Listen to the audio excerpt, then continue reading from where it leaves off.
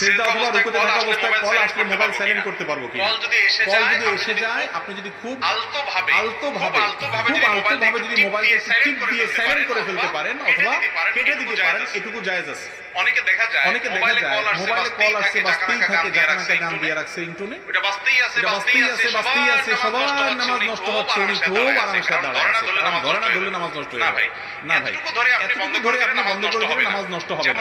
যেমন আপনার চুলকানি আছে, ধরুন এক জায়গায় খুব চুলকানি, এই টাইমে আপনার চুলকানি ছোট অবস্থা খারাপ হয়ে যাচ্ছে, লাল হয়ে যাচ্ছে, কিন্তু আপনি হাত না, এত হার্ট হওয়ার দরকার নেই, হালকা ডলে আপনার চুলকানি যে কষ্ট সেটা দূর করে দেয়, এটা জায়েজ আছে।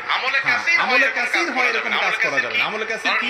ধরেন মোবাইল কল আসছে নামাজে, আপনি পকেট থেকে মোবাইলটা বাইর করে এরপরে সুন্দর করে আপনি দেখলেন কে করলো, আরে বেটা সময় পাইলি না, এটা কিলেন। এত কাহিনী যদি করেন তাহলে নামাজ নষ্ট হয়ে যাবে। কথা বুঝতে পারছেন?